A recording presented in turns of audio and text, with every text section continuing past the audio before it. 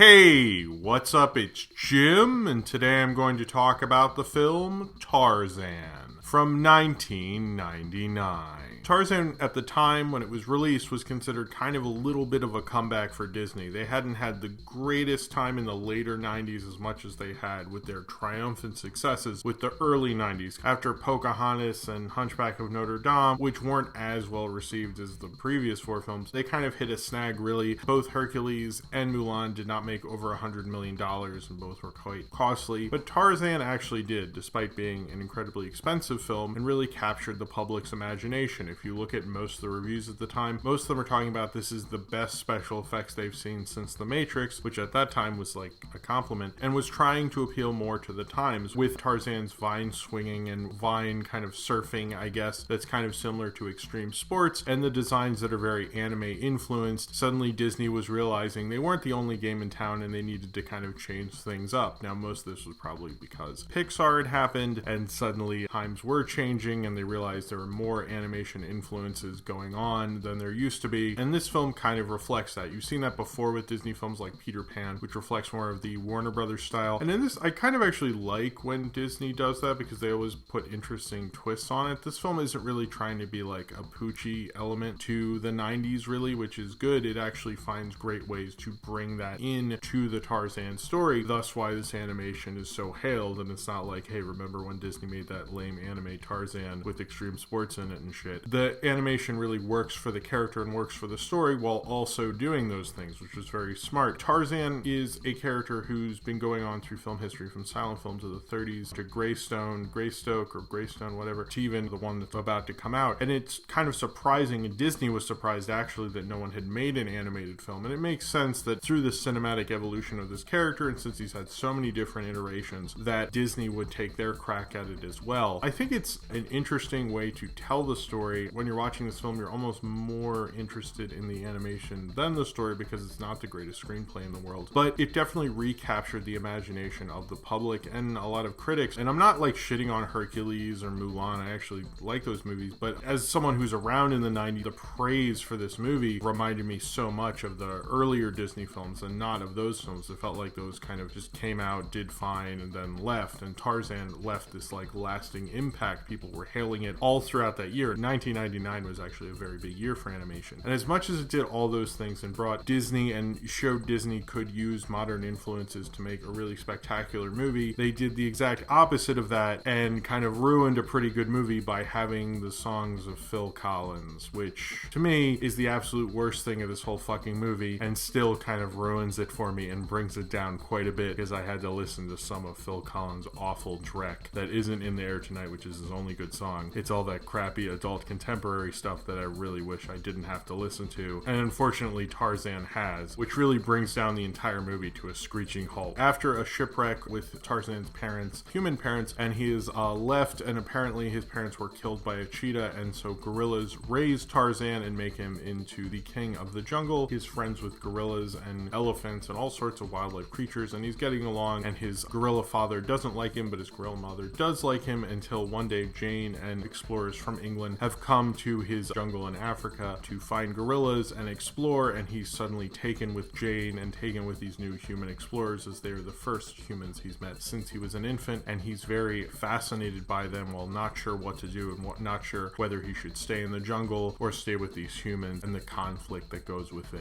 Also, some guys trying to find gorillas and crap. I think anytime I read about this film, it's about how wonderful the animation is, and I think it really is. It is not actual anime, but it's very anime influenced. Character designs and the fluidity that you get from those character designs are really quite wonderful. I really love those designs. I think even at the time I wasn't really that into this whole movie because it's like a teenager, but I still like love those designs. They have such a fluidness to them and they do feel new. One of the problems with Disney is they can kind of fall in love with a certain character design and a certain style, and then they're not really changing it up that often. But if you look at this period, like particularly with something like Dinosaur or Hercules or Tarzan or Atlantis, they're like really trying to change it up. They're really more interested in experimentation, clearly because they know they can't just have the same like Disney style that went from Beauty and the Beast and Aladdin and Lion King and regrettably Pocahontas to keep going to Tarzan. And it was smart to do that because it really comes alive. The deep canvas effect, which was an effect that John Lasseter developed apparently, originally, and it's to use 2D characters and make the setting look more three-dimensional. This is probably the most well-known deep canvas film. From my understanding, Atlantis used it as well, but I love the deep canvas effect. Probably the most famous deep canvas shot, probably in the trailer, I believe, and most of the advertising, when he stops and you see like the background and it looks so like glorious. It looks kind of like what the multiplane camera did originally in the 40s, but trying to do that into more of a contemporary setting. You know, the one thing Disney had from like the 40s till Pixar happened, or even before that, is that they were always at the forefront of animation in terms of technology, and frankly they had the most money, so who the fuck was even going to try? But suddenly when Pixar happened, people weren't as wowed. Even though it was distributed by Disney, it wasn't actually Disney. They were actually competing with someone they were in fact making money off of, which is an evil business thing that Disney would of course be involved with. But I think Deep Canvas showed that they were ready to do more technological advances, and it's also, I think there was this kind of weird period where Disney was like, we still are doing traditional animation, where do we want to take it? And I think Deep Canvas was a really interesting way to do it, because a lot of it, there's such a sense of setting and there's such a deepness to the backgrounds in this. So you really feel like there's a whole world back there that Tarzan gets to explore that we don't even know, that maybe Tarzan doesn't even know. It really gives you the richness of the jungle. And I think like if you're going to use Deep Canvas for any movie, Tarzan's probably the perfect one to do it for, because it really gave you the vastness of this whole jungle and made you feel like it was like super alive and amazing, and it was just really awe-inspiring, I think. And I love the deep canvas effect in this. Particularly, I also like how he swings from vines, but they also, when he like kind of surfs on the vines, or I don't know what it exactly is called, but it looks like skateboarding. Apparently they did actually study Tony Hawk. That's not a joke. They actually did. They actually studied extreme sports. One of the director's kids, I forget if it's Kevin Lima or Chris Buck, was really into extreme sports, and they looked at that and they kind of went like, maybe we can use this in Tarzan. It's actually really smart, because there's so many of these things, like the more anime designs, the extreme sports, which sounds like a focus group testing thing that usually doesn't work. You usually get like the Powerpuff Girls reboot or something awful with that, and Tarzan manages to get that to work within the character. He wasn't like going like surfs up dude. He was still Tarzan, but he was doing this thing, and it really actually very much works. And some of the sequences when he's doing that and he's running, and particularly the sequence where he's fighting the cheetah, are so amazing. I actually rewatched that cheetah fight just because I was like, did I get everything? And I feel like I didn't, because there's so much detail and so rich, and the way he used the light when like he's underneath and he's fighting the cheetah, and like to break some of the branches and the light hit. It's just like very beautiful how they do that. But especially when they're moving the kind of vine surfing, it's very smart and very beautiful, and it shows Disney's ready to get into the 21st century, and hopefully all their traditional animated films after this will become huge hits. That didn't work out. It actually did feel that way. I think a lot of people were like, oh, maybe this is the new stage, even though a lot of people credit this as the end of the Disney Renaissance. I thought it was like Pocahontas landing like a fucking thud, but you know, whatever, to each their own. I don't classify these things, but if I were to, it would have been Little Mermaid to Pocahontas, kerplunk. And then Tarzan is like the kind of post thing, but apparently the post era is after this, which is confusing. But I think that had more to do with an animation studio move than an actual style difference, which I think is a little bizarre. When you're talking about this film, you are talking about the animation, but the story just really isn't as great, and I don't really like how it's structured. I think in the beginning I liked how it was structured, because it kind of settles the whole argument with Tarzan and his father very early on, and it sets that almost in a really interesting place before the humans show up. It's almost like a complete little story there, and then it just kind of leaves it, and then the human stuff, and then when you get to the story with the human who's trying to get the gorillas, you're like, oh, okay, that's happening as well now, and it just feels kind of random. It almost feels like it compartmentalized the various parts of the story, but although that's probably good to do when you're like dealing with things as a regular basis, in terms of story, it does feel like things just kind of come up randomly that we've kind of forgotten about, and they don't really in fact work. The villain felt like they had a villain because they needed a Disney villain. It didn't feel as organic. I kind of think there was enough things going on that they didn't need it. It felt like they pushed a lot of story beats in there to be a Disney film rather than let it flow as much as it could have. That's kind of the fault of Disney when they really try to push it being a genre Disney film, which I think once they've let go from, particularly more recently, their films have been a lot better. But I think this is kind of something that really has always held me back about this movie. I was actually like a teenager. I was really starting to get into movies at this time, very serious about movies, and a film like Tarzan just didn't really hit me at the right time. It was also a big year for animation. You had The Iron Giant, you had South Park Bigger, Longer, and Uncut, Princess Mononoke came out in the States on theaters, and then you had Tarzan, and I'm like,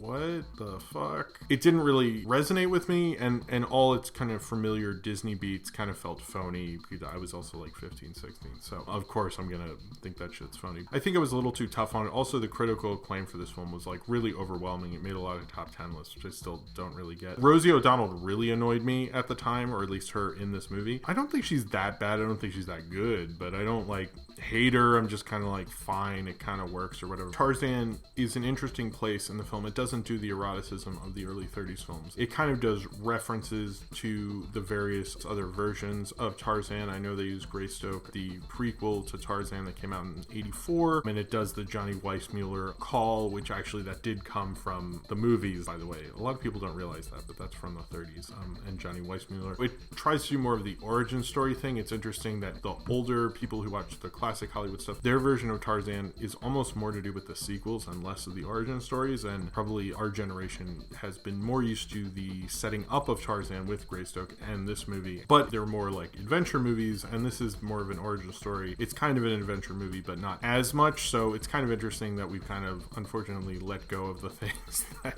people like from these things. It is probably the time I watch it now, the time I've liked it the most. I still think it's really, really enjoyable. One of the most interesting things about watching an animated film is if it's a unique animated film, potentially that could be the only animated film that's like that ever, because there's just not a ton of animated films. Particularly that uniqueness with Tarzan makes it really appealing to me, but them trying to be Disney was kind of ultimately what hurt them. But I think they started loosening more and more up as like something like Dinosaur. This is the beginning of a period where they're trying out a lot of different things, but I always like watching those films because I think a lot of people took for granted how interesting and diverse the Walt Disney Animation Studio was, and how they were kind of going into all these different areas when most people were trying to be more traditional and boring and studio driven in their blockbusters. Disney's studio driven style was like very anti that, which is kind of interesting, but it feels like they're still kind of stuck within that because I guess they didn't really have any place to go. But the Phil Collins music is awful. I don't know why it's in here. They wanted to get away from the show toony stuff, as they say. I like all that stuff. I think that's why most people like Disney films, and having this weird narration bullshit adult contemporary crap that was like played on VH1 too much and